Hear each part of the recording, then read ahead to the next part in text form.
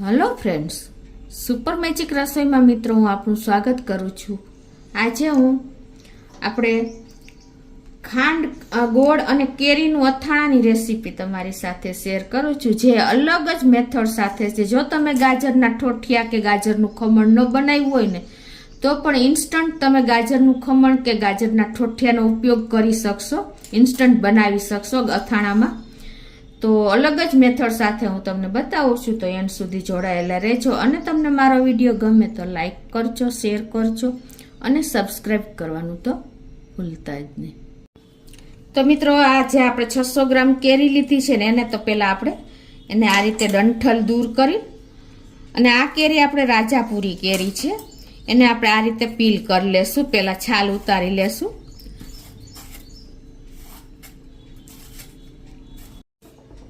તો આ રીતે જો આપણે એને પીલ કરી લીધી છે, એટલે કે છાલ ઉતારી લીધી છે। હવે એને આપણે મીડિયમ સાઈઝના ટુકડા કરશું।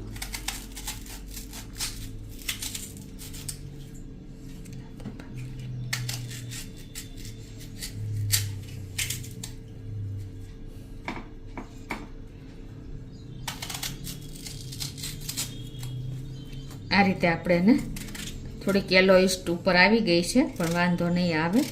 આ રીતે આપણે મીડિયમ જેવડો તમારે ટુકડા કરવા હોય ને એ પ્રમાણે કરી લેવાના છે। આ રીતે આપણે મીડિયમ સાઈઝના ટુકડા કરી લીધા છે। હવે એમાં આપણે 1 ટેબલ સ્પૂન જેવું મીઠું નાખી દેશું, અને આમાં આપણે 1 ચમચી જેવી હળદર નાખી દેશું, અને આને આપણે આ રીતે હાથેથી જ મિક્સ કરવાનું છે। એટલે હળદર અને મીઠું આપણે કેરીમાં સરસ ચડી જશે, અને આપણી કેરી એકદમ સરસ અથાઈ જશે। હવે આને ઢાંકીને આપણે 12 કલાક સુધી એને થાવા દેવાની છે, એટલે એકદમ સરસ પાણી છોડશે અને આપણા કેરીના પીસ સોફ્ટ થઈ જશે।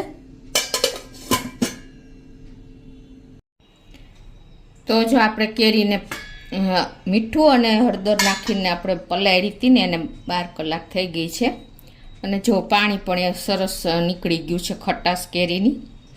તો હવે એને આપણે એક કાણાવાળા વાસણમાં રાખીને આ રીતે નિતારી લેશું, એટલે બધું પાણી નીચે નીતરી જશે। તો આ રીતે જો આપણે બધું પાણી નીતરી ગયું છે, તમને ખ્યાલ આવી જતો હશે। તો હવે આપણે એક નીચે જો છાપું પાથરી અને ઉપર એવું આપણે વધારાનું કપડું હોય ને ફેંકી દેવાનું, સારું ક્લીન કપડું એ પાથરી દેવાનું છે। અને હવે એની માથે આપણે આ બધા પીસ આ રીતે ગોઠવી દેશું, એટલે આપણું બધું અથાણું સરસ પંખા વગર તમારે આ સૂકવવાનું છે। જો પંખો ચાલુ કરશો ને તો ડાઠોડ થઈ જશે, એટલે એકદમ હાર્ડ થઈ જશે પીસ, એટલે જ્યાં હવા આવતી હોય ને ત્યાં આપણે રાખવાનું છે, પણ પંખો નથી ચાલુ કરવાનો। આપણે આ કેરીના પીસને હળદર અને મીઠું રાખીને અને જે આઈથા હતા અને પછી સૂકવા હતા ને, એને 12 કલાક થઈ ગઈ છે, અને જો એક જરા પણ પાણી નથી રહ્યું। જો આમ તમે દબવો ને તો પાણી ન રહેવું જોઈએ, એટલા સરસ તૈયાર થઈ ગયા છે। અને હવે આપણે શું કરવાનું છે કે આ કેરીના આપણે 600 ગ્રામ કેરી હતી, અને અત્યારે આપણે જો ગાજરના ઠોઠિયા નથી બનાવ્યા કે ગાજરનું ખમણ પણ સુકવણી કરીને નથી બનાવ્યું, અને તમારે જો ગાજરનું ખમણ કે ગાજરના ઠોઠિયા ન હોય અને ઉપયોગ કરવો હોય ને મિત્રો, તો તમારે શું કરવાનું છે કે ઇન્સ્ટન્ટ તમારે અત્યારે જો હજી ગાજર મળતા જ હોય છે દેશી ગાજર, તો એને મેં અત્યારે 250 ગ્રામનું ગાજર હતું એને ખમણી લીધું છે, અને ઇન્સ્ટન્ટ તમે આનો ઉપયોગ કરી શકો છો। કઈ રીતે કરવો ને એ પણ હું તમને બતાવી દઉં। તો આપણે આ 600 ગ્રામ કેરી છે અને 250 ગ્રામ ગાજર છે, તો એની સામે મેં અત્યારે આપણે ગોળ અને ખાંડ બંનેનો ઉપયોગ કરશું। તો અત્યારે મેં 400 ગ્રામ જેવી ખાંડ દળેલી લીધી છે। તો પહેલાં તો આપણે આ ગાજર અને કેરી જે લીધી છે ને એ આમાં નાખી દેશું,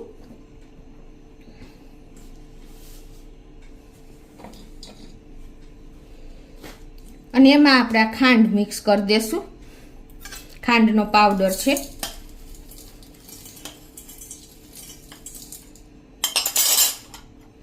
પછી તમે થોડી ઘણી વધઘટ કરી શકો છો, અને આ રીતે આપણે એને આ રીતે મિક્સ કરી લેશું ખાંડ અને કેરીને.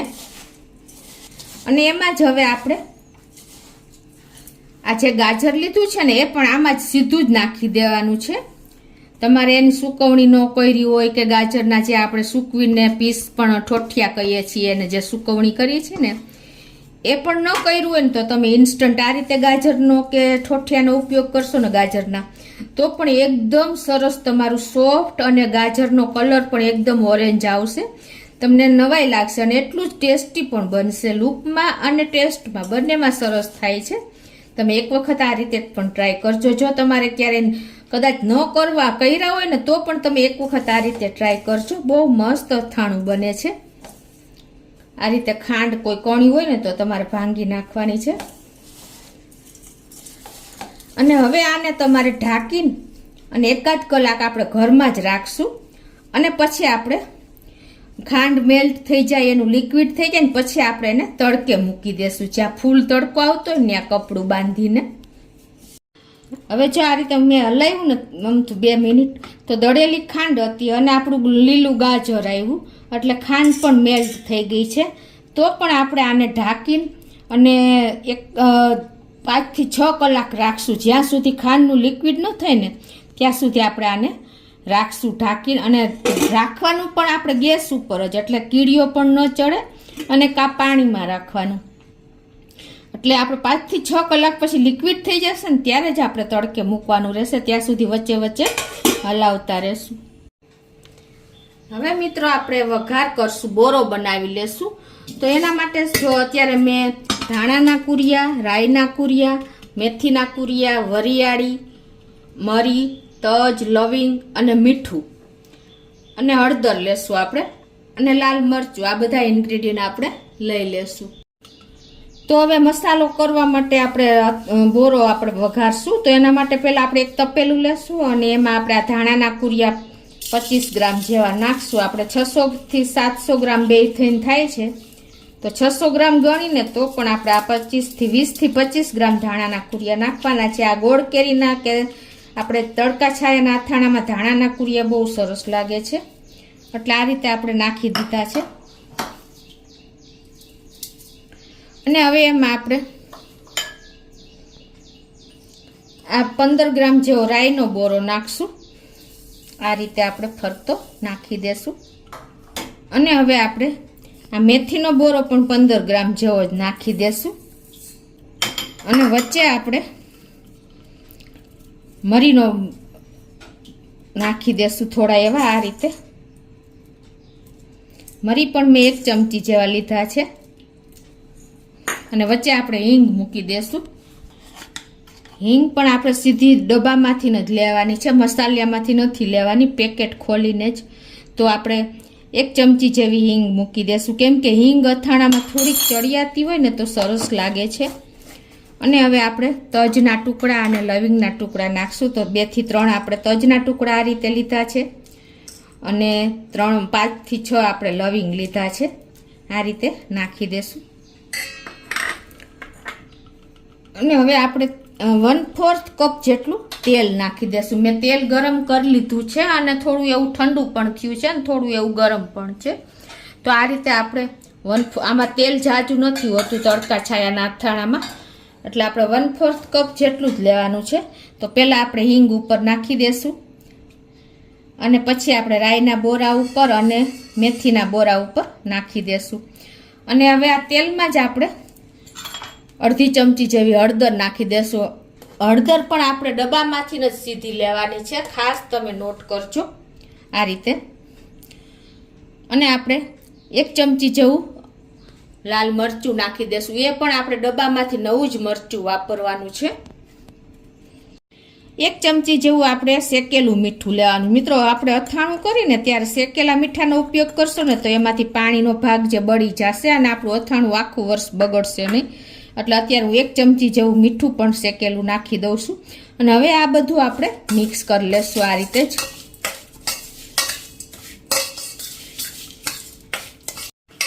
અને હવે લાસ્ટમાં આપણે વરિયાળીનો પાવડર બને મેં મિક્સ કર્યું છે એટલે સરસ ટેસ્ટ આવે.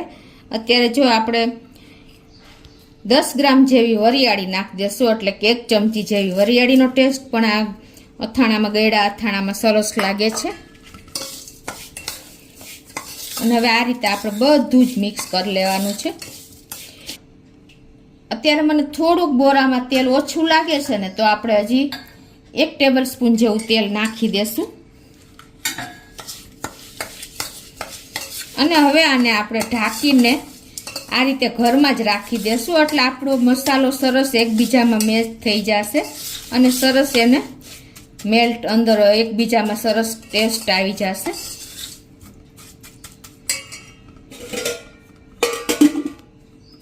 ખાંડ પણ 5-6 કલાક થઈ ગઈ છે અને ઓગળી ગઈ છે. હવે આને આપણે આ રીતે જો કપડું બાંધી અને જ્યાં ફૂલ તડકો આવતો હોય ને ત્યાં તમારે સવારથી સાંજ સુધી રાખી દેવાનું છે, અને સાંજે પછી હલાવીને અને તમારે ઘરમાં લઈ લેવાનું છે. આ રીતે તમે બહુ તડકો હશે ને તો 4 થી 5 દિવસમાં જ અથાણું તૈયાર થઈ જશે. તો હવે આને હું તડકે મૂકી દઉં છું.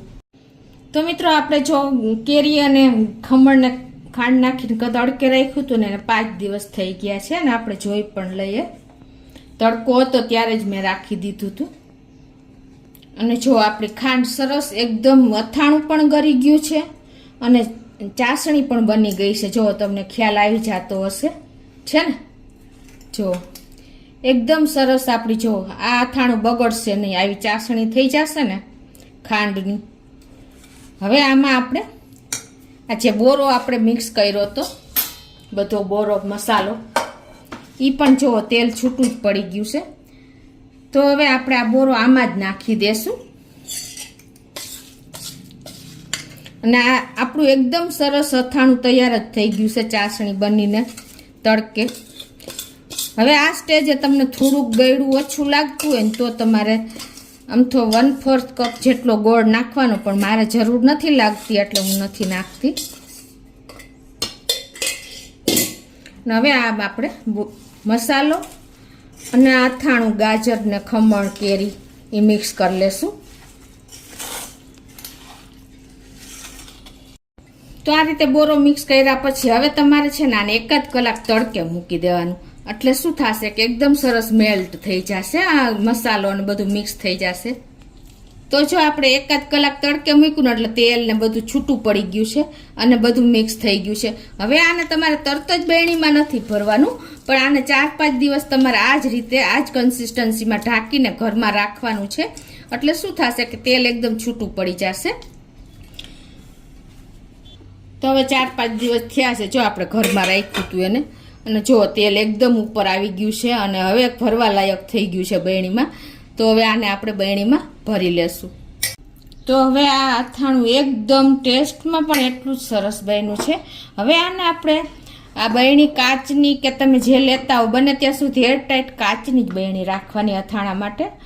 અને એકદમ તમારે એને ક્લીન કરી અને પછી તડકે એકદમ સૂકવીને પછી જ અથાણું ભરવાનું. જરા પણ ભેજવાળો ભાગ ન હોવો જોઈએ, નહીતર તમારું અથાણું બગડી જશે. તો આપણે આ રીતે કન્ટેનર એટલે કે બરણીમાં ભરી લેશું.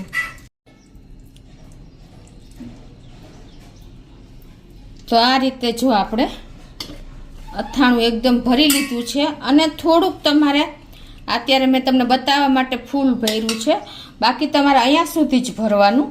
એટલે તેલ ઉપર આવે ને તો પણ તમારું અથાણું ઢોળાવાનું કે બગડવાના ચાન્સીસ નહીં રહે. ખાસ તમે નોટ કરજો, ફૂલ નથી ભરવાનું. તો મિત્રો આ રીતે તમે જો ગાજરના ઠોઠિયા કે ખમણ ના કર્યું હોય ને, તો ઇન્સ્ટન્ટ તમે આ રીતે ગાજરનું ખમણ અને ઠોઠિયા બનાવીને ઇન્સ્ટન્ટ તમે આ રીતે ગોળ કેરીનું કે ચાસણીવાળું ખાંડનું અથાણું પણ બનાવી શકો છો. તો તમને ચોક્કસ આ અથાણાનો વિડીયો ગમશે મિત્રો. ચોક્કસ આ રીતે એક વખત ટ્રાય કરજો અને તમને ગમે તો લાઈક કરજો, શેર કરજો અને સબસ્ક્રાઈબ કરવાનું તો ભૂલતા જ નહીં.